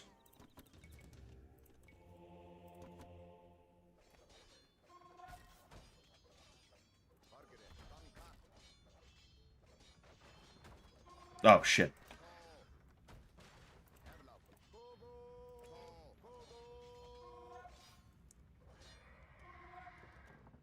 What are you fucking... Dude. Support. Wow. Wow, that is fucking stupid. These guys are so dumb.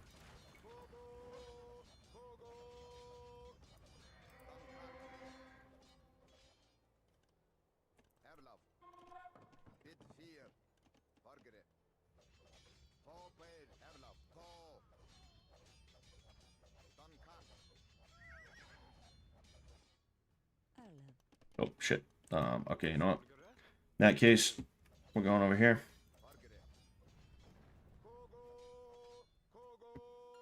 Wow. I'm fucking up in the game right now in a real way.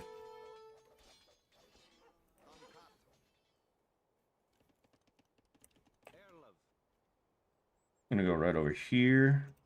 I'm gonna build a castle. I'm gonna build a castly.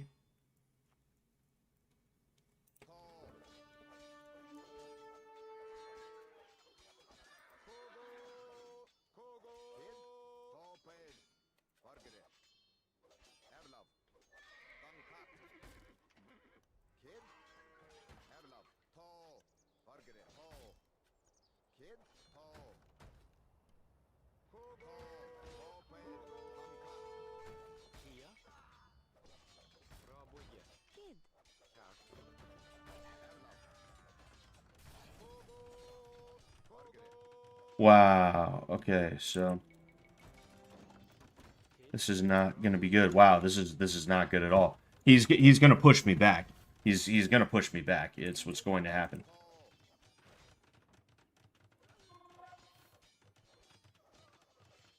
If I don't at least get this thing up, I'm fucked. And I'm not gonna get it up. I know I'm not gonna get it up. Yeah. Whatever, bro.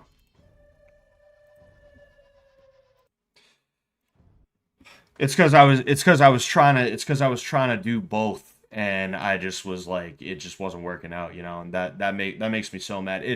this is why I stopped playing, is because losing like that makes me so mad, where it's like, yo, I was winning, I deserved that win, I should have won, you know. But because I was like too like attention divided, and that's not your guys' fault, that's my fault, but like, you know, because my attention is too divided, I'm not like thinking about the game the way that I was supposed to, you know. I was just trying to like, again, like one of those things that I was talking about, I think a little too, I put a little bit, not even put too much stock. It just bothers me when people have like unfair or incorrect assumptions or opinions about me. You know, my first thought is to be like, no, fuck you, you know, like shut up, you're wrong, here's why. um it's been annoying and frustrating talking to people who have been hostile to me, or more so people trying to talk to me who have been hostile to me this entire time, who are trying to talk down to me as if I'm some weak-willed loser like they are, you know. Trying to be like, oh well, dude, you know, you should totally disavow this guy and you should say that. And dude, they didn't call you back for season 3, and dude, and this is happening, and yeah, it's like, leave me alone, fucking leave me alone, dude, you know. unless unless you're going to watch my streams and donate, I don't want to hear about like, dude, this is happening with that guy, you should say something about it. It's like, I'm not gonna be manipulated by some fucking loser on the internet. I'm all set, you know. Go do something else. Go be somewhere else. Rope is available at your local Home Depot. You should buy some and do some stuff with it, you know. Do some cool tricks with it, you know. But do anything other than bother me, you know, unless you're going to make it worth my while.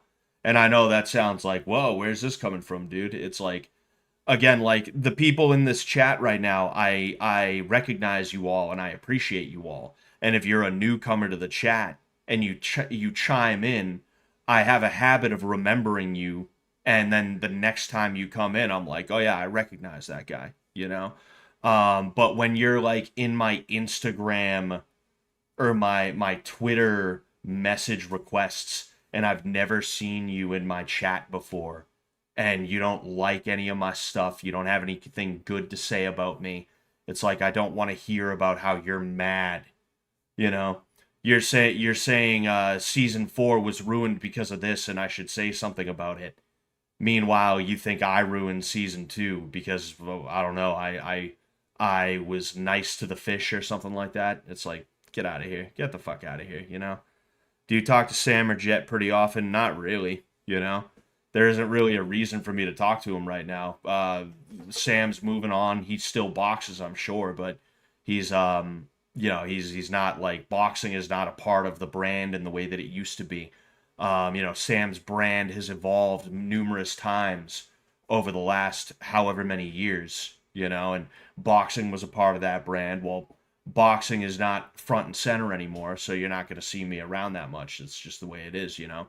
Um, what's it called? And then Jet, it's like, whatever. I'm not that. I was never that close with Jet in the first place. You know, I was always happy to see the guy. You know, and I appreciated that he allowed me to be on. I appreciated that he allowed me to be on Fish Tank. You know, but I mean, if Fish Tank's not going to be a guarantee, then I'm not going to treat it like a guarantee. So I'm just going to move on with my life. And if I get a call, fine, whatever. I guess I'll see you guys there. You know, but it's not like I have a reason to fucking talk to Jet all the time. You know. I got my own shit to worry about. Um, did you see the new Matan Evans show? This is the funniest video released in the past 10 years of YouTube. I'll have to watch that then. I'll have to watch that. Thank you very much. Thank you very much, Mr. Squigglestein. Um, excuse me. Hey, Scott, just give me the order and I'll make AI videos of Jay Dyer being gay. That'd be pretty funny. I'm not telling you to do it. I'm just saying it would be pretty fucking hilarious. Loved you on Fish Tank Season 2. Well, I appreciate that, Non. I appreciate that, you know. Most of the people here right now are probably from Season 2 of Fish Tank anyway, you know. And I appreciate you guys being here with me for as long as you were, you know. It's always these crafty Germans figuring out schemes to ruin my life. Yeah, it's always the Germans, isn't it? It's always the Germans. Those guys. You know, I hear they attacked a an American ship once. They're supposed to be our allies or something like that, but they attacked us. They shot the lifeboats. You know, and then they gave us that phony intelligence about Iraq. Oh, excuse me, man. Oh, I got about 6 minutes till I get out of here. This was supposed to be like a random stream, you know. I wanted to talk about a couple of things, but like I didn't know how I would talk about them, you know. I feel like I would have to make topic streams, but it's hard to make topic streams about what I wanted to talk about because it's kind of specific. One of the things I wanted to talk about was the way that men are treated in the world today, right? Which is always a winning fucking talk to have. Everybody loves those, right? Um, and then another one was about porn and like all of the revelations and the things that I have thought about when it comes to porn over the last however many years, specifically since I became a Christian again. And you know, just not just like because some fucking guy with a swastika profile picture told me it's bad, but because God tells me it's bad, you know. Some of the meditations on that topic, but it's like what I'm gonna be like, what's going on? I'm gonna open up the stream like, what's going on, everybody? How we doing today? As usual, I hope we're all doing well. It is a Sunday, and then we are doing a surprise stream on a Sunday because I did not have church today. That's right. I've been going to church lately, but unfortunately, I did not be able to get there today. I was not able to get there today. Today, we're going to be talking about porn.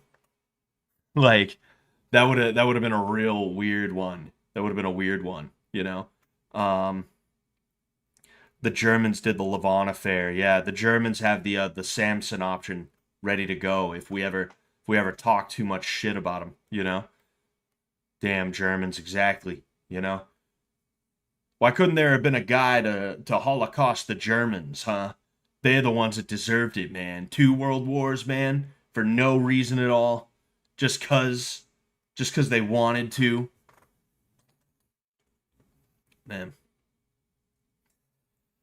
Ah, I don't know how to end the stream. We got 3 minutes, 3 whole minutes. You know, I don't know. I think something I do, right, and I don't do this as much as I used to. I used to watch through the entirety of my own streams. And the reason why is because sometimes you just got to listen to the realest motherfucker you know say a few words. No, but the reason why I would do that is because I would be trying to work on my cadence. I'd be trying to work on being able to get certain words out, not even certain words, but certain ideas out. I would be working on how I speak to you guys. Like I study the way that I speak, and I tried my best to kind of make certain. I try my best to make certain tweaks and changes that are going to help me to be a little bit better as an orator, if you will, an orator, an orator. Um, and it's definitely helped. If you compare my early streams to these streams now, I definitely have gotten like a lot better at being able to speak to you guys and get certain thoughts and ideas out to you. And I think something I could probably do is listen to some of the streams from years ago because if I can be honest about one thing, I am aware that some of my streams are specifically lately over the last year or so, they definitely are not what they used to be. And it's because I just have too much on my plate and there's too much shit I'm trying to figure out and all this other shit. Okay, fine.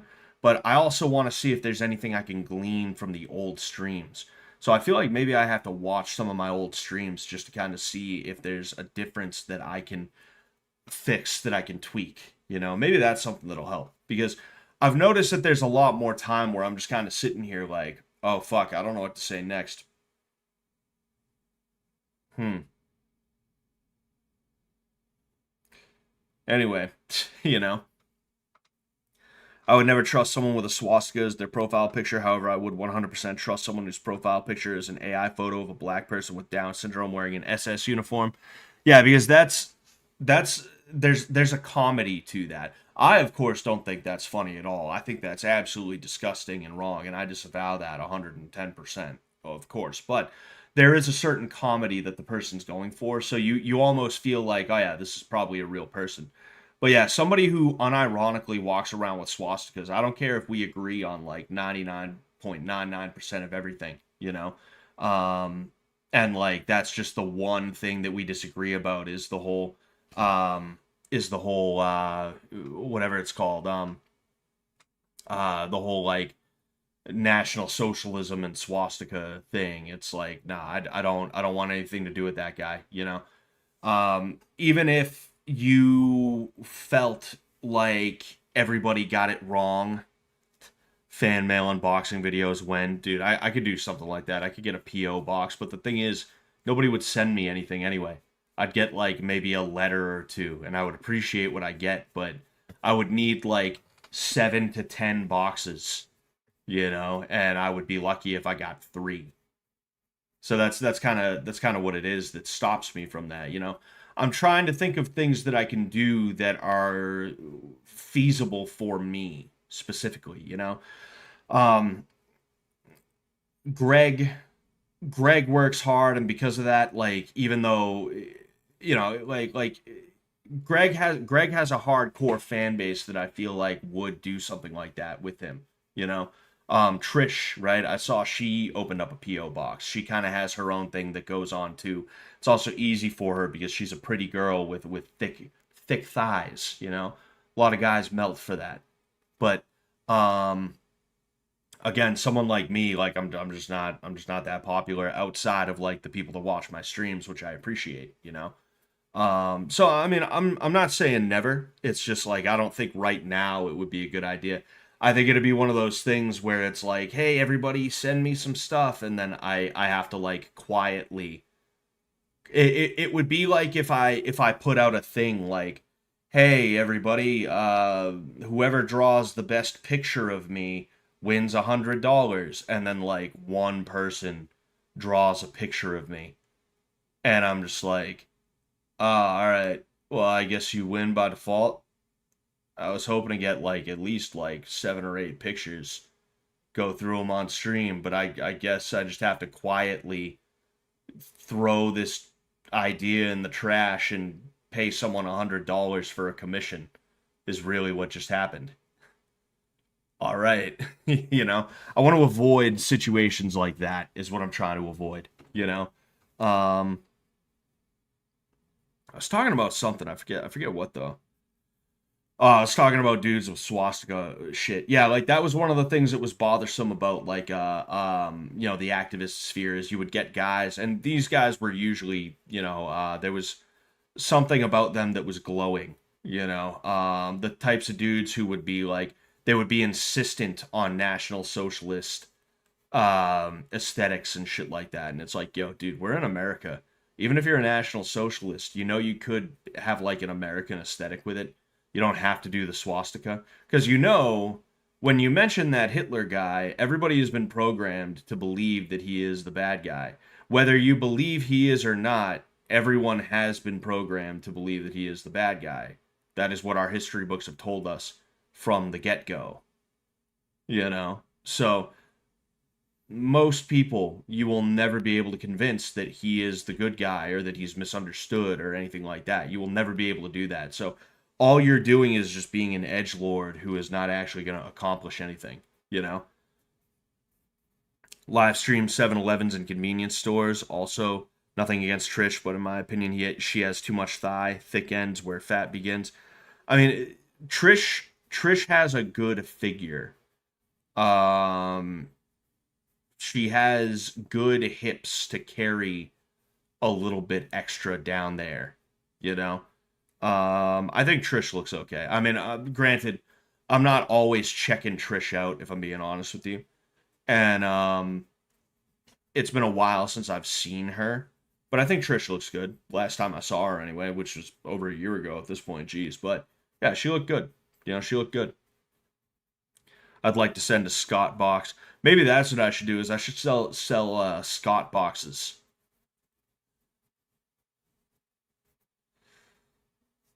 Man. Anyway, I do think I should get out of here. All right. I just want to say thank you guys for sticking with me. You know, thank you guys for being here. And like, I appreciate everybody who's come and gone, but I really, really appreciate the people who've stuck with me. You know, I don't expect anyone to be here, and I especially don't expect people to like drop everything and come like do whatever. Like that's not what I expect out of anybody. But the fact that I do see people here that pop in, and I mean, I still get like I have 105 views on this stream right now total, and it's like, imagine having 100 people who are in a room listening to you. Like that's not most people. That's not something that just happens, just thank you for the loyalty is really what it is, and I don't know, maybe I don't know what'll happen. Tomorrow's a new day. Maybe tomorrow I'll wake up and I'll be like, I think I'm done with the YouTube thing. Maybe tomorrow I'll wake up and I'll hit my stride and I'll have like tons of fresh, cool, great ideas and I'll be able to implement them just fine. And, I'll get tons more viewers and stuff like that. And I'll be able to like make this the thing that I do or whatever. You never know where life is going to take you, but like for now where I am in life, just thank you all for being here. Thank you all for being here. Thank you Schlutz McGee for lurking as well. Even if you're a lurker, thank you for lurking. Thank you for lurking, sirs. But yeah, I think I should head out. All right. Thank you one last time. I will be streaming on Wednesday. Depending on how things go, that will probably be the debate stream, but obviously I'll update you.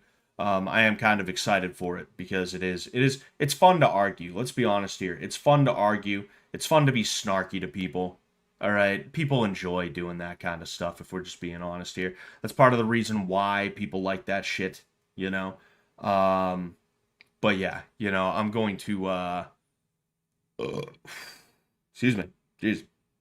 I'm going to figure it out and I'll let you guys know. Okay? Till next time, peace out.